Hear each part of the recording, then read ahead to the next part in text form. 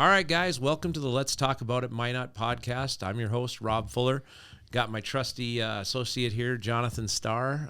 We're going to talk about some things nationally, internationally, maybe some state and local stuff. So how you doing today? Doing all right. Yeah? I'm looking forward to this episode. Are you? How come? What's your big talking point this morning? Or just because it's our second episode? Well, it's always great to be with you. Oh, wow. Thank you. So there we go.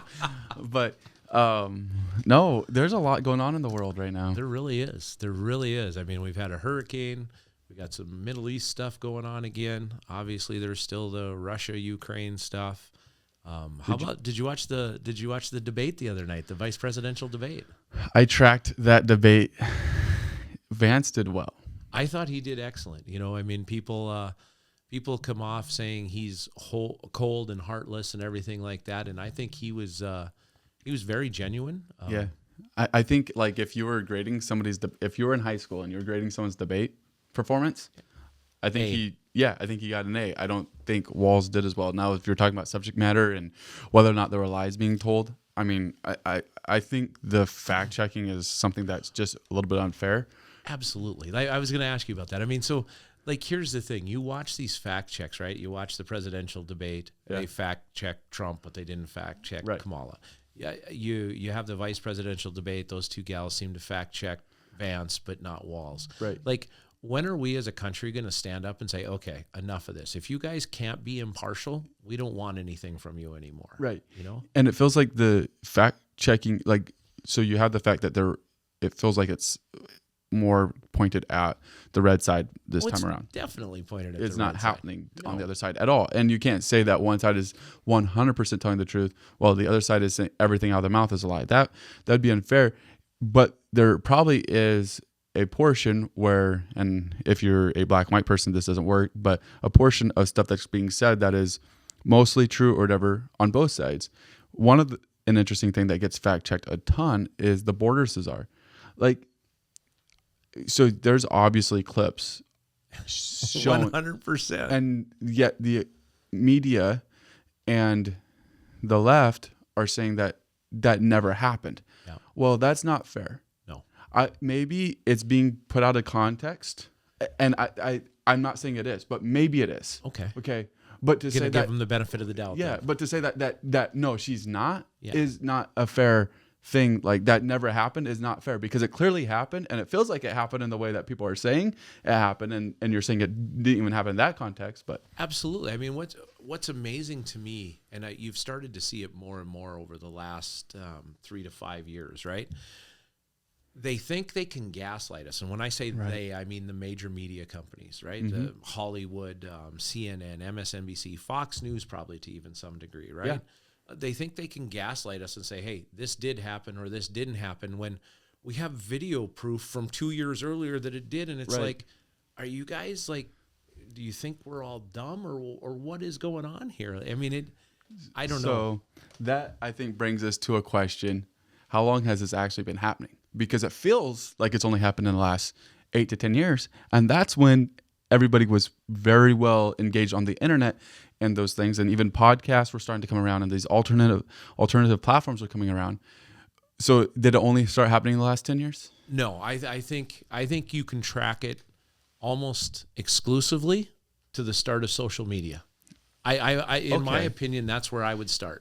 But what my point though is, so it wasn't happening in the 90s at all, or it was just impossible to track in the 90s because it wasn't as accessible. And maybe that's what it was. I mean, maybe, but I feel like when you talk about journalists from the 80s and 90s compared to what we're seeing now, even journalists themselves say it was a different group of people. Like they came on and they took their job very seriously about giving you information and not picking a side, whereas today everybody seems to have a side. Yeah, and so the rise of social media created that gap, where there began to be sides formed. So then the media followed it, or maybe the media started it. I don't know, but they worked together is basically what I'm getting at. I think you're right to a certain degree. So I think what happened, at least if you're a common sense kind of person, somebody noticed that you could say something on Facebook and it wasn't true, but people would believe you and disseminate that throughout the thing. And they're like, gosh, that seems to be work pretty well. Well, let's try it on live news right now, or let's try it here. And honestly, I think that's where it all stemmed from. Like, oh, hey, a lot of the general public is gullible, so let's just tell them whatever we want to feed them. Yeah. You know? Sad. Yeah. Yeah. Speaking of Facebook, the Vance brought up the Facebook ads, the amount of money that was put into the ads supporting Biden. Was it? Yeah, it was Biden. And then,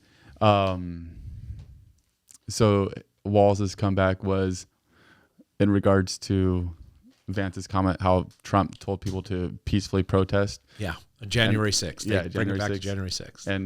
And Vance said that Trump told him to peacefully protest, and then Walz then goes and puts everything on Trump. And maybe there was more that Trump could have been done. That's a separate discussion, but that's a really great point of the whole fact checking. Yeah. Where they go and they try to ignore the fact and try to erase the fact that he didn't say anything. Yeah. Which did happen. And then, so I don't know. How come they don't talk about Pelosi not giving permission for the National Guard to be deployed? I was thinking about that. Like, this is a very multifaceted thing right here that we're trying to just simplify as Trump sort of put out a tweet while everybody's out there not on their phones. Well, and that's like to your point earlier, saying, hey, are they telling the truth?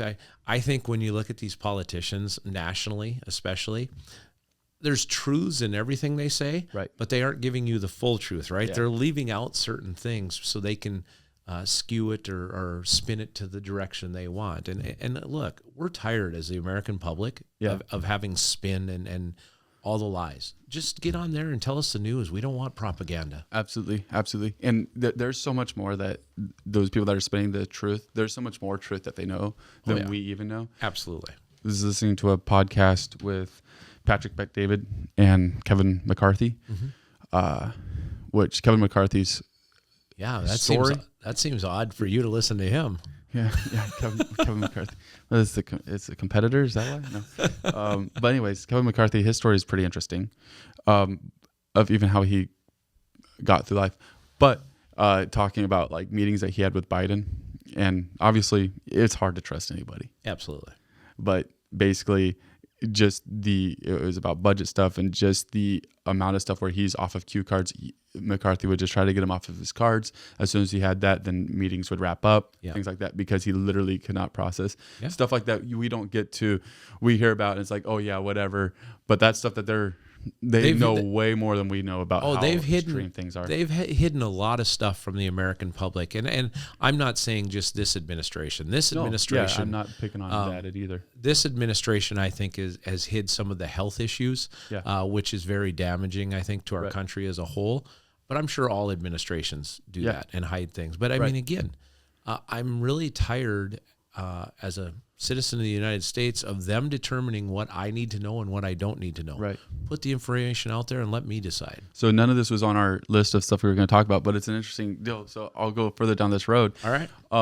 Do you think that when you see, we'll go to the weird where Vance and Trump are being called weird. Yeah. And it felt like, all right, where did this come from?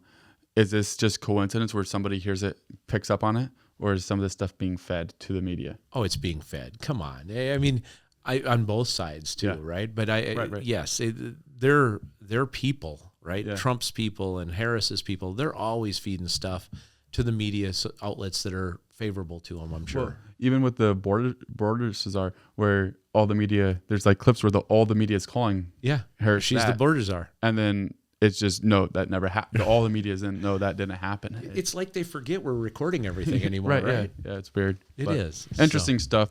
That's the stuff that would probably get us in trouble right there. But why? But, how do we get in trouble for bashing on the media? Exactly. That's why we're here. That's right. Well, aren't you one of the media though? No, we are probably, but we are alternative stuff, man. We are changing it. We're trying to create trust again in the media. Wow, I appreciate that. I think we all need a little trust. So what else going on nationally? Big thing I think we're all talking about, obviously, the hurricane that went through Florida and into Georgia, North Carolina and stuff. Pretty awful.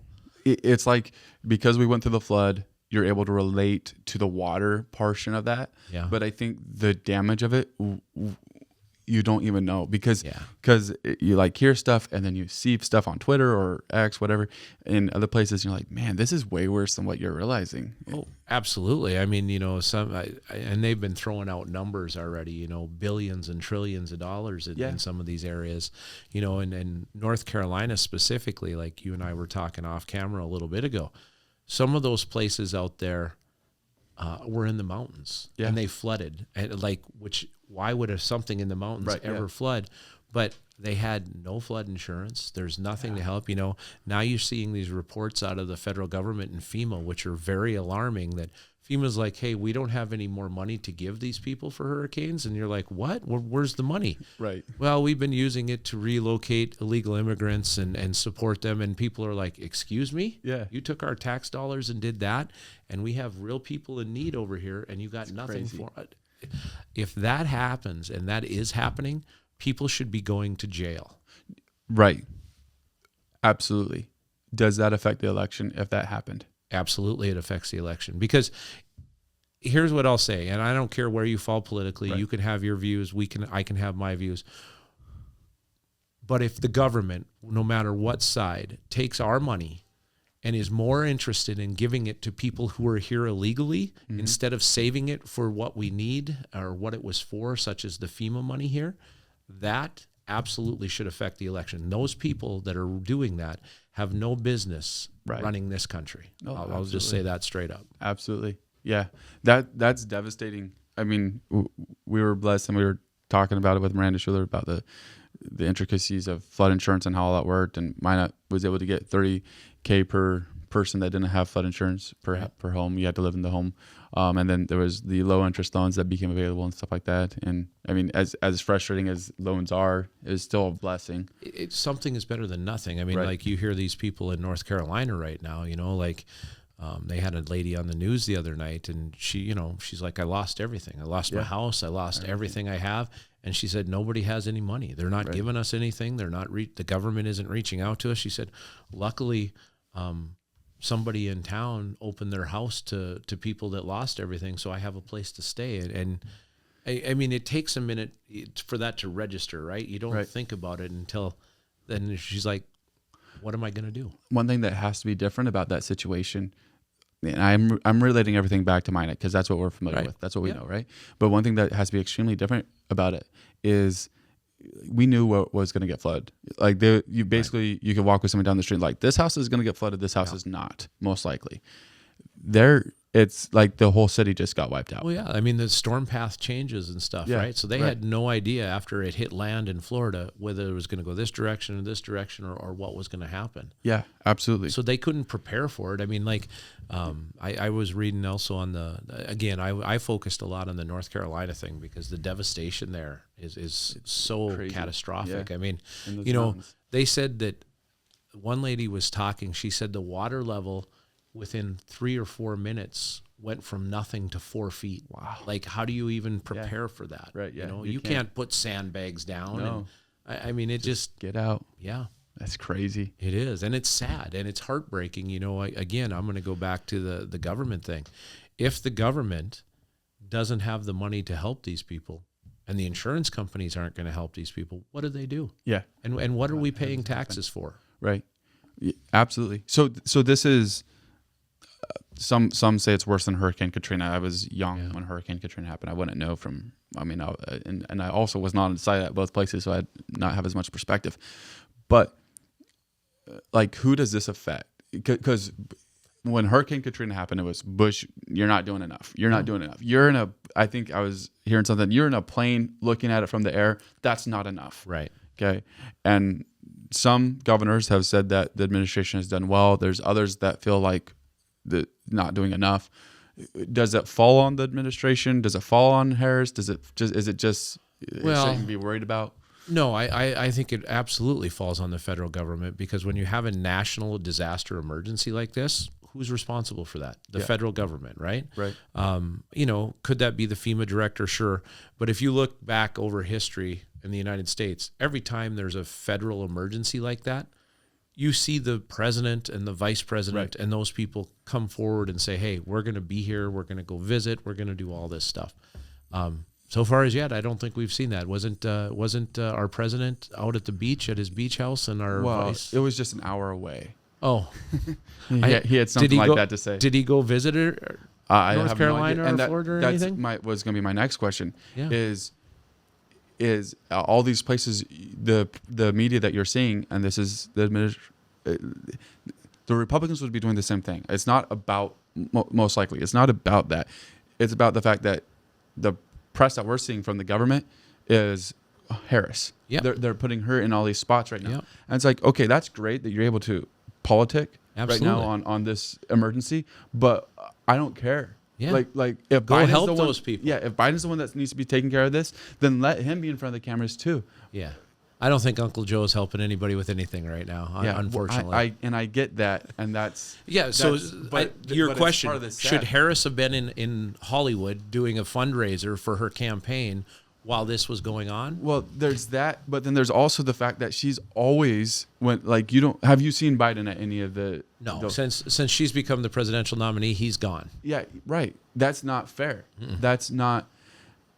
I understand in some places it's going to happen, but in a situation like this, I don't care which side you're on. It should be the president of the United States. Absolutely. If we're going to announce we're going to war, I don't want to hear that from Harris. Yep. I want to hear that from Biden. He's still the president. Well, and that's just it. Like, I mean, I think we can track all this back to how much they've hidden from us. Now that we've seen a little bit with the debate and then they changed it, we know how bad it is, so they aren't putting him out there anymore, right? Care. I mean, we're effectively not being led in this country by the President of the United States. We're being effectively run maybe by his wife and his staff and the vice president who's now trying to be president. Right. So it's interesting.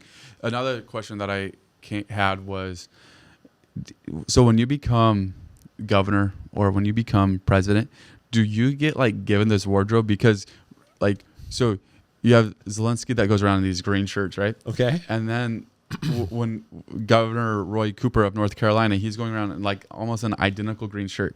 And it feels like whenever they there's a disaster, there's this all of a sudden they're always in a suit. Yeah. Now they're still in front of their press conference wherever they're at, but now they're in a green shirt that's more durable, that looks like they're going to get out there and work. Yeah. And I mean, they probably put in a little bit of time. Maybe they have the National Wardrobe Society exactly hey, this is going on. Get this wardrobe out for him. Get this out for them. So. Something has to be happening, man. Their costumes. Yeah, exactly. So then you get into face masks and everything else. What else is going on over there? Oh man. So we've gotten the flood. What else? How about the stuff in the Middle East with Israel and Iran? What do you think about Iran? It's been a bad week. Oof, I'm telling you, dude, it's very scary. The fact that Iran is now actively, instead of through their proxies like Hezbollah and Hamas, they're actively attacking Israel. Yeah. What'd they launch the other night? 200 missiles, they said. It's crazy. It's nuts, and I'm going to go back, and I'm not picking sides, Democrat, Republican, anything, but you did notice under the previous administration, Iran didn't have any money. They were so sanctioned that they had nothing, and they couldn't do this type of stuff. Now, all of a sudden, under our current administration, they've relaxed the sanctions. What did they give them? What was it, $150 billion or something like that? That's they crazy. Released in accounts that now they have access to. Why do you think this stuff is happening? Because we gave them the money to do it, basically. Yeah, that's crazy. It is, and it's. I don't know. I'm not Jewish, obviously, but if I were a Jewish citizen in the United States, I would be so appalled with how our federal government has handled what's supposed to be one of our biggest allies in the whole world, and this whole situation. It's pretty alarming. So my sidekick Kyler sent me a quote of Kramer from his debate that he had. He said, on the Ukraine war and Israel issues, how about we wipe them out? The only ceasefire that we should accept is a white flag hanging over Tehran. They want us eliminated. They want us eliminated. They want Israel eliminated. We should take care of it. We should make sure we get a white flag over Tehran, and we can do that, by the way, with peaceful means by taking out their oil supplies. Yeah. Okay. So, and obviously that lasts sentence there really clarifies, because at first it sounds like just bomb, bomb, bomb, Right. bomb, bomb, bomb, and then at the end it's Well, oil supply. Is that what needs to happen? Like I think so. I mean, you know, and that was Kevin Kramer? Yeah. Okay. I think, you know, again, if you go back to the previous administration and Trump, he basically sanctioned Iran so hard, and they froze all their accounts, you know, in different countries and stuff like that with the help of our world partners. I mean, we didn't have to drop any bombs, right? We basically relegated them back to 100 years ago because they had no money to do anything. Right. And so, I mean, you don't have to in this world anymore, I don't think, necessarily drop a bomb to stop somebody from doing something. I mean, again, they didn't do anything for 4.5 years, and then all of a sudden they're given a bunch of money, and now it's just nonstop. You know, I mean, I think Kramer's right. Stop the production of oil, stop them allowing them to sell oil on the open market, and all of it would stop. Had an interview with Kramer, and this isn't directly, but talked about the war, and he's a fan of them. And I don't know where you're at on it. A fan of war? No, not yet. That's probably unfair way to present that. But he is not, like, he doesn't want Russia to be in a war against Ukraine, but he is fine with us supporting the way that we are with our aid packages. Okay. And obviously wouldn't want Israel at war, but fine with us supporting Israel in that war. And I know that Israel should always be, and some people won't agree with that, but in my opinion, the wars that Israel is in should be approached differently than how Ukraine is at war, in my mind. But man, I would agree with that. Yeah, it's just a little bit crazy how we put that. You know, you mentioned the billions of dollars that just get sent to Ukraine, and we have stuff going on stateside that we can barely cover. We're gonna go. We talked about this last time, where our debt is now going to be more expensive than our war, our army, our military, our defense budget. Yeah. So, you know, you just look at these things. It seems like there should be cutbacks, man. Like, do you agree with Kramer where we should be supporting these things because it's going to cost us more money in the long run? I don't. I mean, here's the thing. To a certain degree, we have to police the world because nobody else really does, right? But I mean, the UN doesn't. No, the UN doesn't. But I mean, Russia and Ukraine, that's on the other side of the world. And while I understand we have to do something to support them, I think we've given them $119 billion so far. And then take the $100 billion that they've given to illegal immigrants in this country. If you have that much money to give to everybody else in the world, but you're not taking care of stuff at home, you're overtaxing us. I don't think we should be, again, every dime, every business in the United States, every citizen in the United States who is struggling should be taken care of before we give anything to anybody else, because those are dollars that we paid in. Right. Absolutely. No, I agree with that.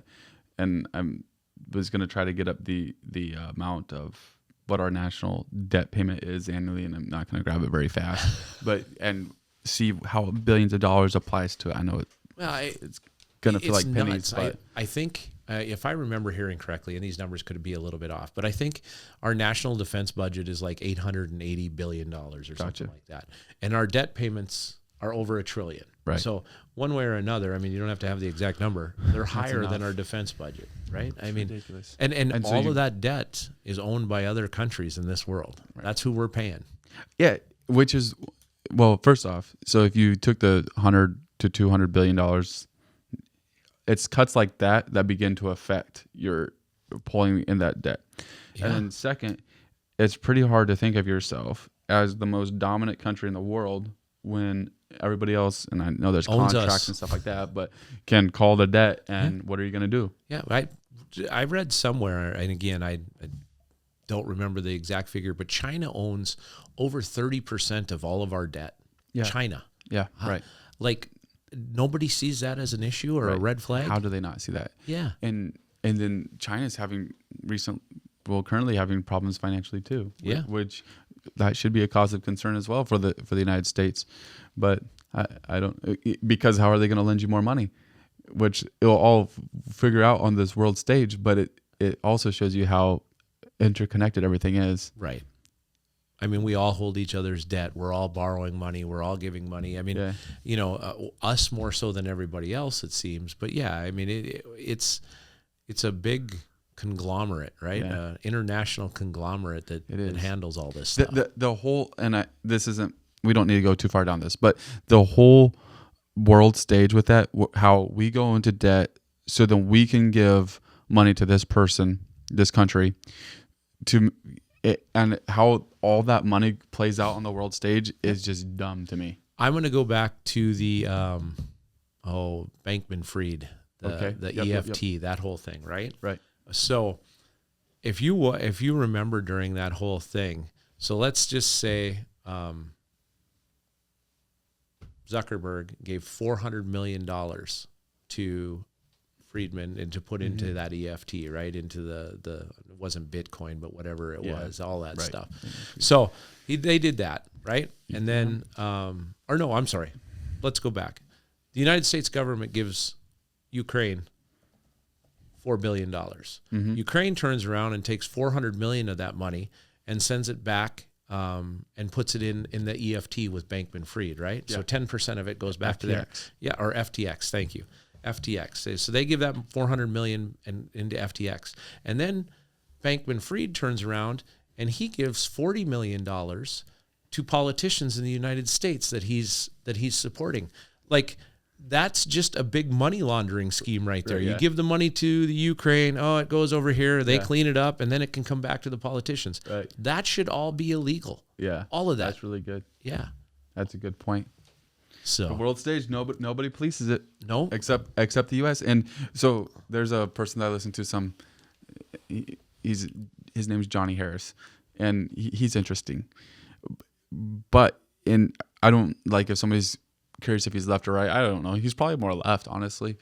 But when he goes and he starts tracking back these things and kind of uncovering how sinister the world stage really is, absolutely, stuff like that. It's everyone has these great pretenses, but really, well, no. I mean, we hear it all the time, right? The cabal, or if you believe in conspiracy theory stuff and everything like that, it's the cabal. And I don't know that I believed that 10 years ago, but as I get older, and you see things, it kind of raises that question, like, how can this stuff keep happening and the same people or areas benefit and everybody else just suffers and struggles? You know, I mean, it does seem like there is a group, countries, whatever, leaders that seem to control just about everything. Too much. Yeah. Yep. Very interesting. Yep. Very interesting now, with the war. Well, I have one question on the war still. Okay. What should be done? What's the solution? Should U.S. get involved more? How was the resolution to this deal with Iran? Sanctions? Well, absolutely. I think you start with sanctions. I think you start to choke the money out of Iran, because that will stop a lot of the attacks from Hezbollah and Hamas and probably Iran directly. And if that doesn't stop it, then give Israel the go-ahead to do what they need to do. I mean, here's the thing. Israel has been attacked for hundreds of years, right? Through all aspects of history, for some reason, the Israelites continue to get just pounded on. And so they picked a piece of land over there, and this has been ongoing for 60 years. Yeah. And all they want to do, you hear all of them, Hezbollah, Hamas, Iran, they want to wipe Israel out.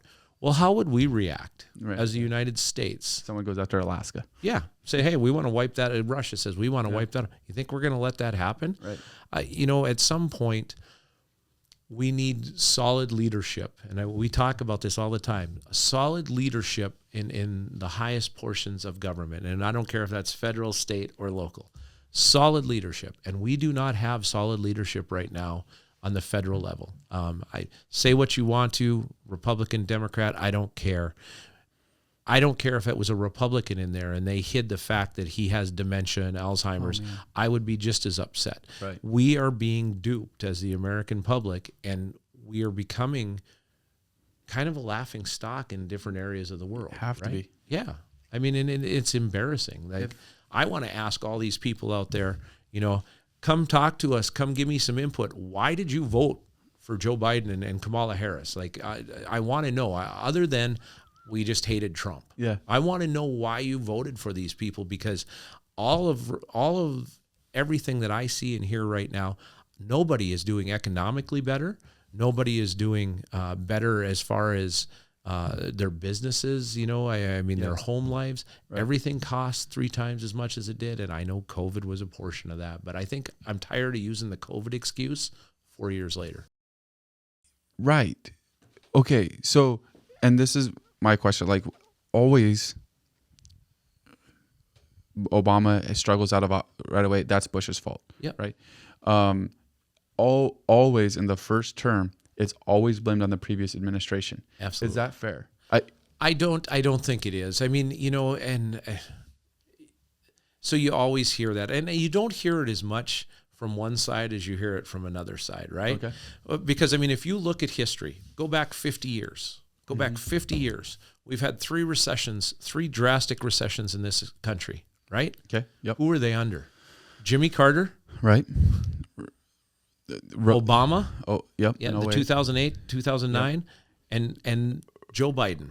Okay. And again, I know COVID's going to be an excuse in that. So, and then obviously you have the Great Depression, which would you not assign that to a president? I like I said, I just went back 50 years. I mean, if you want to go all the way back to the Great Depression, I'm just saying in the last 50 years, I mean, I'm 51 years old, so that's my lifespan. We've had 3 recessions in this country, and they've all been presided over by Democrats. Right. There was one Democrat elected in those 50 years who did not have trouble, and that was Bill Clinton. And that may have been because he was busy doing other stuff, but he also worked well with Congress. He had a Republican Congress that he worked well with. But after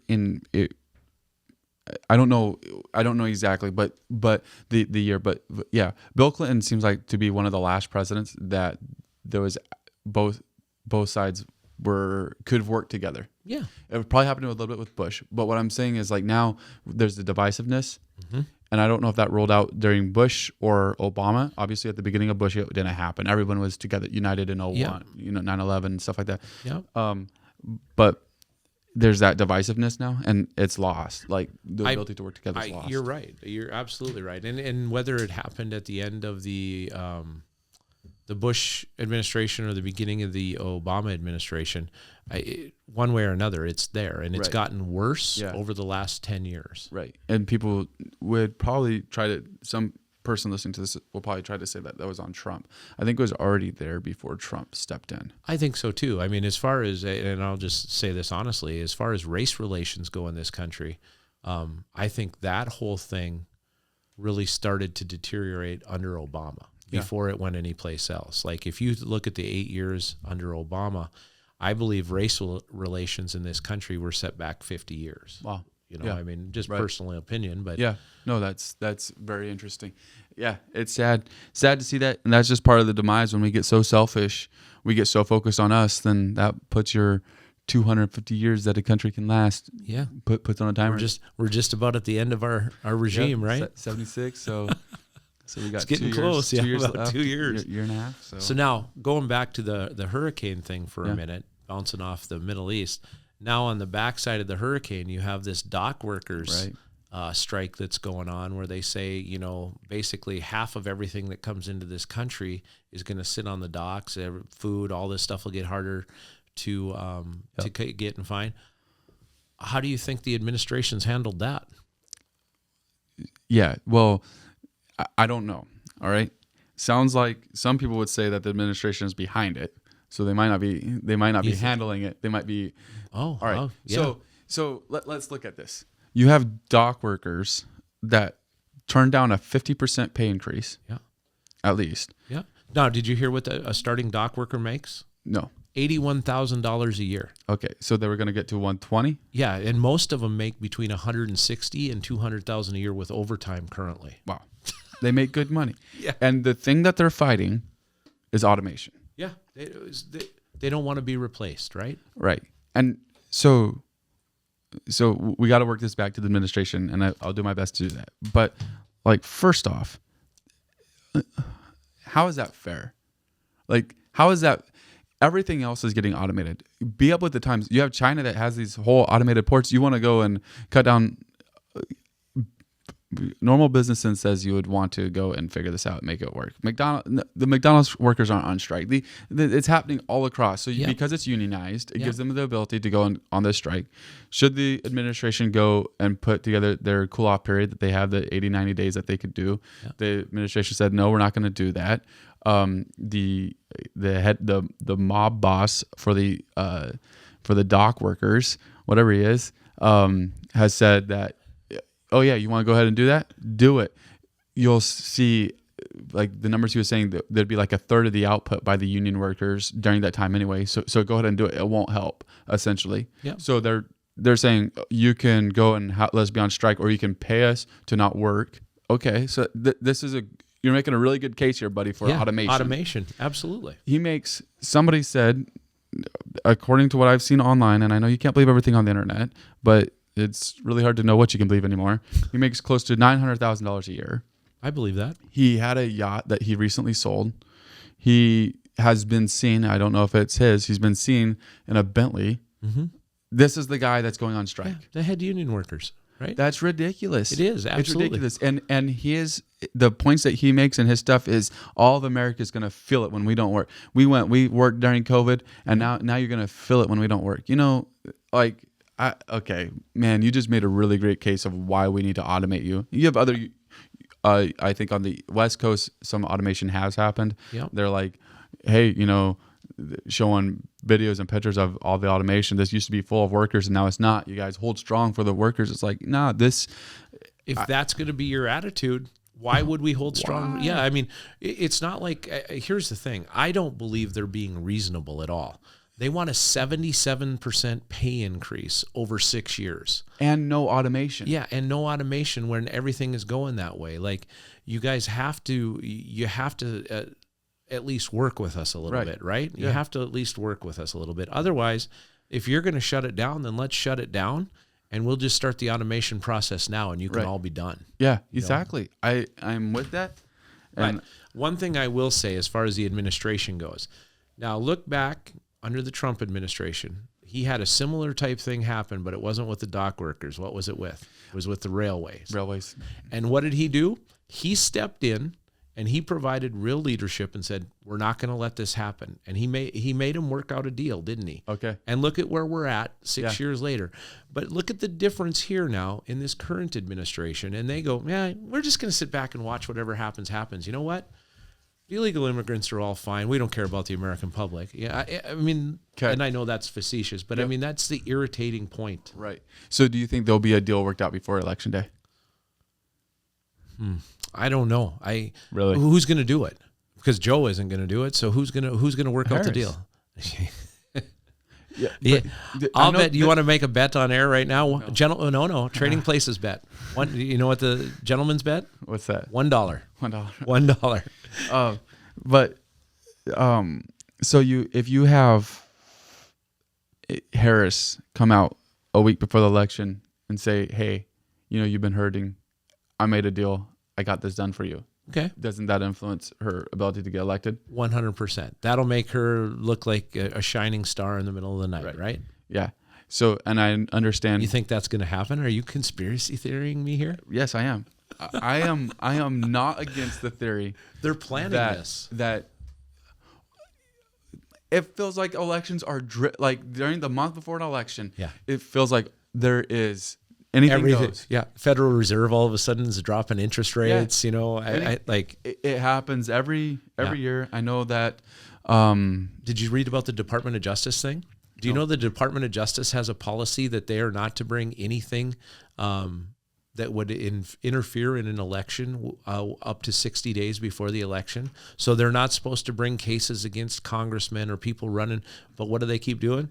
They keep doing this to Trump. They released that yesterday. The judge opened up the case and released all the documents. And sure thing, it said in there, hey, we're not supposed to do this, but we're going to go ahead and ignore that and do it anyway.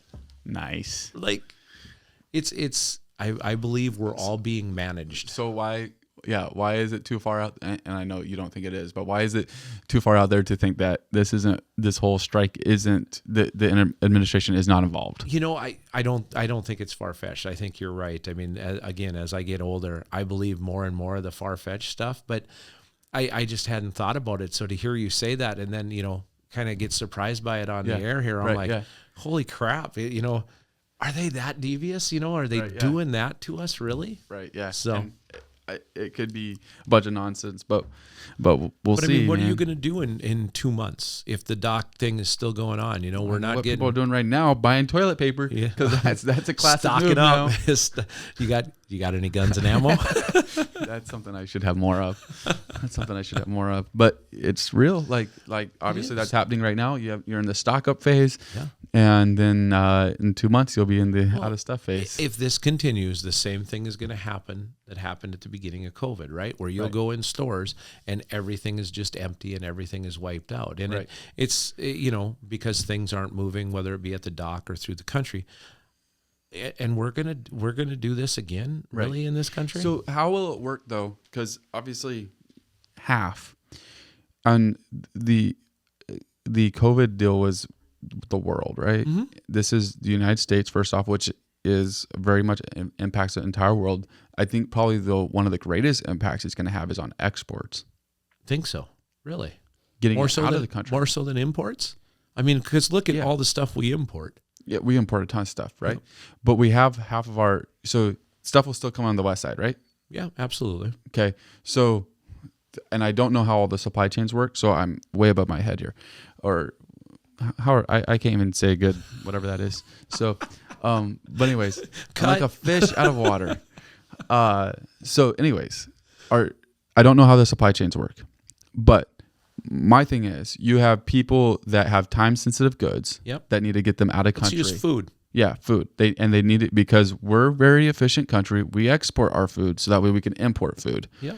So we're going to try to export our foods. Well, if that expires, you don't like that. To me, that's a greater impact. Is it going to drive pricing down? Right. For grains and everything else? Yeah, what happens there? Yep. So the imports, I get the imports of that, but that's going to mess up somebody else. That's going to mess up China because they're going to be like, well, people aren't ordering stuff because we can't get it there. Right. And so, or do we see rather than the two ports in the country, east and west, now all of a sudden we start pushing those commodities like that can spoil or go bad or whatever to the west coast. Right. And then how does that tax them as far as time and how, infrastructure? How much are they able to do with? I don't know. They definitely something will happen. In times like this, people get creative. And again, that's why I'm going to go back to our federal government. Again, the lack of leadership. Right. This is, again, we just had a devastating hurricane storm come through an area, right? So now all of a sudden this is going to happen and we're going to see shortages in stores for essential goods, food, all that stuff again. I mean, that shouldn't happen in the greatest country on earth. Should it? No, it shouldn't. And it shouldn't be things that people are posturing over on a podcast like this. There should be vocal direction that's given by leadership that says, hey, we understand what's going on. We're going to give them this amount of time to work it out. If it's not worked out, this is not a UPS strike. Right. Where it is a private company and you guys, you figure it out. Your company figured it out. The United States needs you, but get it figured out. That's not what's going on here. This is something that affects the entire United States and affects the world. 100%. So there's a lot of things that are on the line here. There should be that vocal leadership given. I agree 100%. I mean, we need, and again, I mean, I think over the last 4 years, we've all just kind of become numb to the fact that we don't have very good leadership in this country, right? And I mean, it's as a citizen, as a dad, what is our country going to be like in 20 years when our kids are older? That terrifies me. Who are they going to look to as a leader? Right. So you like who in your life, there's most likely somebody that you look up to as a leader. Yeah, absolutely. And you may have not realized it until you were 40 and like, wow, this person impacted my leadership a lot. Yeah. Right. But you felt that leadership in your life, whether you knew it or not. Yeah. On a federal stage, we don't have that much anymore. No, we don't. I mean, and like when I was growing up, obviously in the 80s, Ronald Reagan was a fantastic leader. I was a kid, so you didn't realize that. But, now that I've gotten older and you can compare that to what we see in some of this stuff these days, it's so drastic as far as the change, right? I mean, as to what it was, as to what it is. And is that because we're just getting worse candidates, or is that because as a society we're slipping off and going, yeah, we don't really care if they're good leaders anymore. It's all about our political stance. Right. Yeah. How did they do on a debate stage? Yeah. So you back it up before Trump was president, and there was enough people to fill a debate stage for sure. There's a lot of people up there, right? Yeah. Like the question wasn't the best leader on that stage. No. What like if you go back to there, and I don't even remember everybody on there. I don't. Are you talking in 16 when he ran? Yeah. Okay. Was he the best leader on that stage? I think he was. You think so? I do. I mean, because, and some people may argue this or whatever, but if you look, he's proven he's a business leader. He's a leader in the world industries and entrepreneurship and stuff like that. So he's a proven leader where, some of the other people that were running at the time, while they've been in politics and everything else, and sure, you can say that's leadership, but show me what you've actually done. I think when Trump was on the stage in 2016, he was the best leader, and that's why he came forward so far. Yeah, right. I'll pull up the, so you got Jeb Bush. Yep. You got what did Jeb Bush do? He helped. He helped run Florida. So just go and describe him as politician or otherwise, right? Because what's happening, and the reason I say that, what's happened is being a politician is now a career. I don't think our founding fathers anticipated that. No, not one of them did, because they all had regular jobs and they did that stuff on the side. They were like you, man. Well, I don't know. I don't have a regular job, do I? Okay, fair. So Jeb Bush, Carson. I don't think he would be described in 2016. You couldn't describe Carson as a politician. Not at all. Ben Carson. Christie, politician. Absolutely. Ted Cruz, politician. Huckabee, politician. Kasich, John Kasich from Ohio, governor of Ohio. Politician. Rand Paul, politician. Marco Rubio, politician. Scott Walker from Wisconsin, politician. Isn't that crazy? It is. I mean, and then I think, and people can argue this all they want, but I think what you saw under Trump's leadership was, instead of running the country like a politician, he ran the country like a business. Right. Where, hey, we have to look at what's best for us, not what's best for everybody else. And and people say, oh, that's xenophobic and that's this, America first, blah, blah, blah. It's not. No other country in the world looks at outside people before they look at their own countries. They take care of what they have there before they take care of everybody else. Right. And yep. Why should we be different? Yeah. Why? And some will say what I was doing there is a little bit unfair, because to be president, you're probably going to be a politician first. All those people have been politicians for a while. I'm pretty sure. Maybe one wasn't. And so how do we see that change? So that way we can term limits. That's how we see that change. So term limits, but there would almost. So let's build the perfect president. Okay. He's run a business. He knows how to account for dollars and debt. So this is it then. He's run a business. Yeah. He's been governor, and now he's president. Okay. Is that fair? I could live with that. Absolutely. And the reason why, and this is, I pull this from somebody else, but the reason why being a governor is a really great role for a presidential candidate is because he can't print money. Right. He has to balance budgets. Yep. He has to balance budgets. Now, you'll have certain states, and I'll use North Dakota as an example, and Burgum. I mean, he was printing money through just collecting oil tax. Right. I mean, he's not actually printing it, but so I mean, yes. So there are outliers. Yeah, there are outliers. But I think when you go into the game of Congress, that's when you officially become a politician. Like, it's hard to make it through that and then get to the presidential seat and not be a politician. All of those guys are politicians. I mean, every single one of them. And the thing that makes most of us in this country mad is that they go in there with little or nothing and they come out with hundreds of millions of dollars. And you're like, how do you make money as a politician when you make $200,000 a year? How are you worth $280 million all of a sudden? Yeah. I think if you go through the path of being a governor, then there is a way where you do not become a politician per se. Okay, because like Senate, you are scrambling always to get your stuff through, making deals, making backdoor deals, whatever. And governor, you may have to do that sometimes, but you don't have so you're a union in your state goes on strike. You may have to make a deal in order to get something done. Right. There could be things that have to happen, but they're not. Very few and far between, right? Yeah. I mean, as opposed to, like you said, somebody in the Senate who wants to get their bill passed. They're shaking hands and making deals. If you do this, I'll vote for this, and or we'll put this in there so you get a little bit of money. Like we talked about it last time, right? Yeah. We'll give food stamps to New York so that way North Dakota can get a better farm bill or something. Absolutely. I mean, and stuff like that. You're 100% right. A governor, for the most part, doesn't have to do that. So if he's run a business and then he became governor, he has a pretty good sense on how to handle money and how to balance a budget, like you said. Right, yeah. Interesting. Yeah. So not people that have been in politics all their life. I think that's the part that needs to end. So now I'm going to go back here for a second because there was another thing that came out this week. We were talking about social media when we were talking about the media not gaslighting and all that stuff.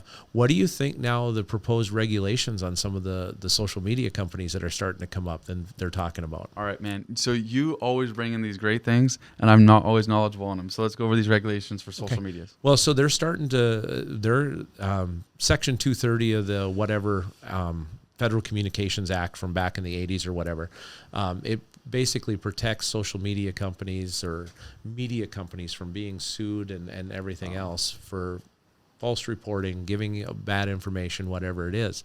So right now they're starting to look at removing some of that protection. So like you and I, if they take down my post, I could go sue Facebook because they're not being fair to me. But they're also talking about some of the antitrust issues because you see these social media companies gobbling up other ones. Right. And so they control so much of the market and what people are fed. That they're starting to say, hey, this is a little bit illegal. We maybe need to look at this. Right. So the first part would be interesting. You'd be able to sue if your post got taken down. Well, yeah. I mean, obviously you're going to need a good lawyer, right? But you actually have action that you can take recourse. Right. That you can take back against and like, let's use my business, right? Or my old business, Spartan Firearms. We would post pictures on Facebook of guns, right? And just say, hey, new in stock. Yep. Didn't say we were trying to sell them, didn't give prices, didn't say anything else. They would continuously take our post down just because we took a picture of a gun and put it up online. We weren't threatening anybody with it. Right. It was just, hey, new in stock, you know. But some lady can get on there and breastfeed her kid and put a video up or shake her hind end or whatever it is. You're right. And you hear some of the worst things you've ever heard, and that's all okay. I firmly believe that if one person can put something up, like there should be no restrictions. Now, hate speech, obviously, threats, obviously, those types of things. I think the most aggravating part about that stuff is there's not like a book that people have to read to understand what hate speech is and what those things are. So it's always subjective. It is to the playing field. So that's the really difficult part. That'd be great for. I think it would be a good thing. I think it would be a good start in our country because obviously, with all the false information and gaslighting anymore that's coming out of the media companies, it's coming out of the social media companies, they have to do something to start reining that in. Because I'll be honest, like I'm not going to let my kids on social media. They let them on X. Maybe when they turn 15, 16, 17. But it's not good for kids to be on social media. No, it isn't. I mean, obviously at this age, I'll never let them on there. But even, when they get their first phone at like 12, 13 years old or whatever it is, they're not going to have access to Facebook. I'm not letting them have Instagram and Snapchat. Snapchat. Just terrible, man. It's wrong. Well, I mean, so much weird stuff happens in that Snapchat ad or app from what I've heard. Weird is a nice way of putting it. I think the scary part about like reducing it is not scary part, but the side that has to be careful is we look at it kind of from a perspective of people who have good intent in the world. Yeah. And most of them, it seems like more people don't. And so you talked about it, like some of the nefarious things that happen on social media apps, and it's going to be harder to have that reined in, that part of it reined in. That's the part that needs reined in. Absolutely. I mean, but without any control, right? Without any government or any regulatory control, because they don't have any. Yeah. Those media companies can let anything happen that they want. Whatever they want. Yeah. Be interesting. Yeah. I mean, yeah, and there is some age verification stuff, but very minimal. Very minimal. Yeah. Very minimal. There should be a lot. I mean, personally, it should not be on the app at all. But if it has to be on the app out of fairness, then there should be more age verification that has to happen for some of that stuff. Well, again, it's tough on a lot of those things to, my kid gets my phone and he sees something pop up, are you over 21? Yeah. He's going to hit my phone and hit yes. Right. And and so when you set up your account, you get to go and put your birthday in, and you just have to be 10 years older for a little bit longer. So, right, the age verification is relatively easy to get around. Another thing that you mentioned was the I want to talk about it. Oh, the antitrust. Yeah. So yeah, this is an interesting one. So because like I get the monopolies, and we live in Minot where we had Menards as a monopoly for a while. Yeah. And people were like, we need somebody else. Home Depot came in, and it's amazing because people still go to Menards. I mean, Home Depot hasn't gone out of business. No. But Menards did not get that much less busy. It would be interesting to see what their financials actually look like. So with the tech space, though, that's what people are building their companies for. They're building for a buyout. Yeah. That's like they literally go in business and they're like, if we can go and make this successful in 5 years, we can be bought out. Yeah, absolutely. So it would really, if there was antitrust that was put in place, it would really change the entire, it would change innovation that would be going on as well. 100%. I mean, I don't think we'd see all the social media influencers out there trying to build something and sell it, right? Yeah, I think that would go away to some degree, which is good and bad in both aspects. Right, yeah. Right. And even with like AI, so go and look at AI, there's, I think this week it was said that Sam Altman was trying to change OpenAI from being a open source software to being, or sorry, not change it from being open source, but change it from being a nonprofit to for profit. Yeah. And with that, he was going to get a few $billion or whatever. Yeah. How that good move for the guy. But I mean, funny how that works, right? Funny how that works. Nonetheless, you have a software like that's going to be buying a lot of other AIs because it's going to build their software. A lot of other AI companies that doing that. So does it still pay for the smaller guy to go in and start in a space? Just take Facebook. Does it pay to start a social media company if Facebook can't buy you? Yeah. Does it actually make sense to try to compete with Facebook? No. I don't think it does. I mean, I think you'd see, again, with some of the antitrust stuff, it would have to be something different that's not out there, right? Maybe it would help further innovation rather than retard it a little bit, because it's going to say, oh, well, you know what? Facebook isn't going to be able to buy me because I'm a lot like Facebook or whatever, so I need to maybe come up with a different idea. Right. Is that, if that makes sense? No, that makes sense. It makes sense. But yeah, it makes sense. I understand what you're saying. I think that innovation makes sense what you're saying as well. I'm curious though overall if it goes and pushes down innovation. I don't know. I mean, again, I'm not a guy that's for monopolies, but no, I think it's just at this point though, with the way social media has gone, I think it's something that has to be looked at, even if it would maybe stifle innovation a little bit in the beginning. I think it's just something that needs to be looked at because, I think we're all kind of tired of what we see and hear and what happens on social media. I mean, it's just... And it's interesting with X being bought out, and Elon, it feels like over the last couple of years has been shown very conservative tendencies. Yeah. Which does not make X an app that you would want your kid to be on. I kid about that. Yeah. But his conservative, it's not conservative. He's shown probably more libertarian tendencies where I will decrease the amount of censorship. You're not going to get censored for stuff you shouldn't be getting censored for. If it is stuff where it should be age gated, I mean, we'll do whatever we need to do, but we're not going to censor that because we just ain't going to. We're going to decrease censorship, and I want to make sure that some people be like, yeah, you're right. He doesn't censor. Well, like some of that stuff, as we already talked about, shouldn't be being censored. Absolutely. So interesting stuff. there, but just have an owner of one of those companies be from a different outlook in life than what you have your standard social media companies that come from Silicon Valley, and they have a little more liberal viewpoint. That's refreshing itself too. I don't know how all that works with antitrust. Yeah, I'm not a lawyer. I'm happy with Instagram, Facebook, Twitter, but then when I was a kid, the people that were older than me had MySpace and I never had any of that day. stuff. So, the first social media thing I ever got on, I forget when it was, but 16 years or whatever, I got on Facebook. That was the first thing. It. And now I have a little bit on Instagram and whatever. So we've talked about everything else, and we're almost done. But I have a question for you. Okay, sounds good. Is this a local question or is this? Yeah. All right. Where are we going? Is Minot open to development? Are we friendly to developers? Gosh, you bring up some of the most interesting points when I have certain things going on.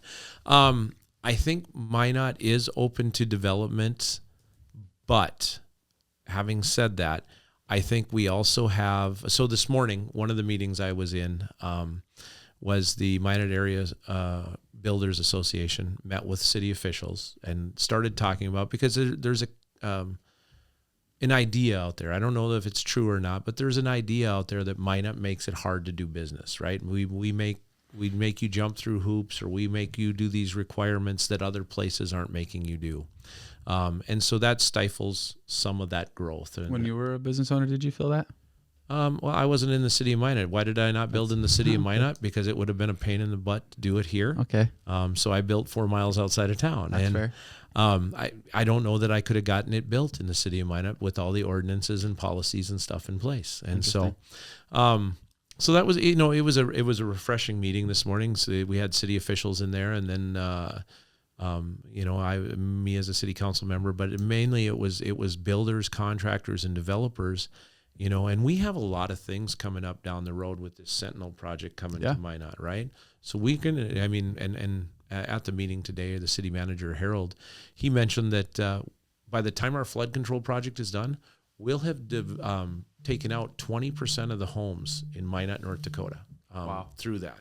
And that's crazy right there. And so not only do we have to plan for what's coming with the Sentinel project, but we have to make up for what we've lost through the flood control. So, we need to make it a little bit easier. And so one of the things I suggested, these guys had some ideas. They filled out a survey on what's tough, what's not tough. And there's federal, state, and local ordinances, codes, and policies that have to be followed. Right. We can't do much about the state and the federal stuff. But I said, hey, let's give these guys all of our policies, codes, and ordinances that are local.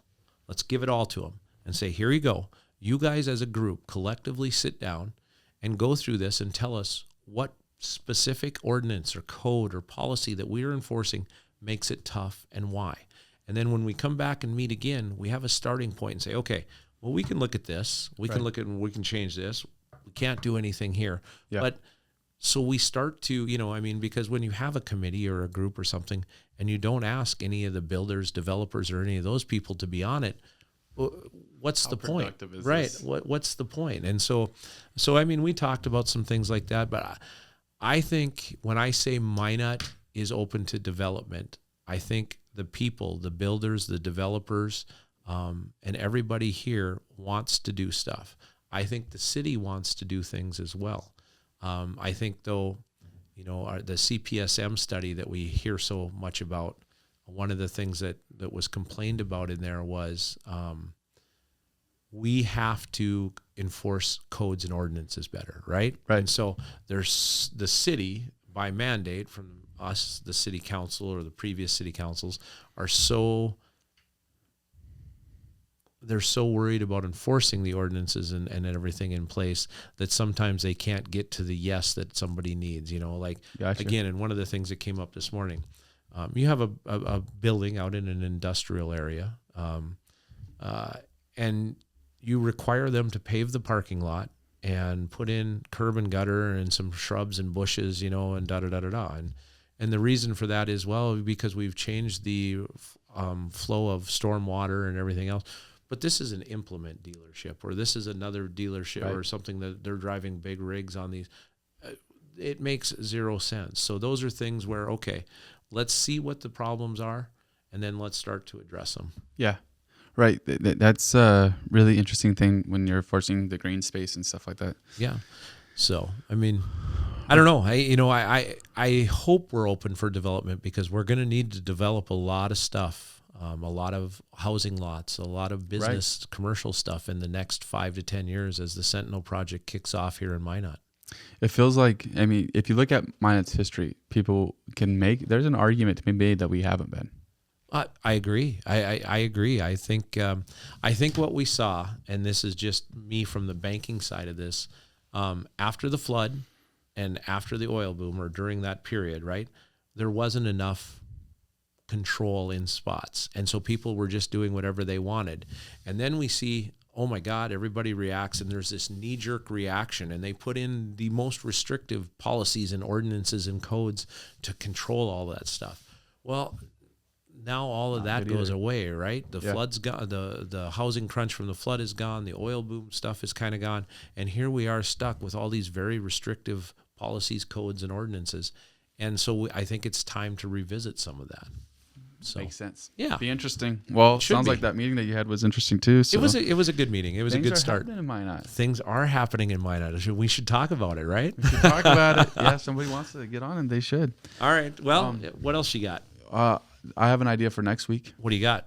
The Sentinel project. Okay, you want to talk about the Sentinel project? Because this is something that gets brought up sometimes. Yeah, absolutely. And it's the Sentinel project. And I know that there's been some stories that have been done on the Sentinel project. And if you research, you might be able to piece it together. But I think we should talk about when that comes and what the plan is for that to come. Yeah. What the impact could be on Minot, why the Sentinel project's in place, stuff like that. Yeah. Did you, just off of that note real quick, when they had the symposium here, the Task Force 21 symposium, did you go to that? I was not able to make it to that. Yeah. I went to that, and there was some good information in there. I mean, that was in April, right? I believe it was April, yeah. So right after I had decided to run for city council, it was one of the things I went to. So right after your schedule got turned upside down. Yeah, just minimal time commitment. Minimal time commitment. I tease you about that. So does everybody else. So anyway, thanks for joining us today, guys. Jonathan Starr and me, Rob Fuller. Let's talk about it, Minot. We'll see you next time.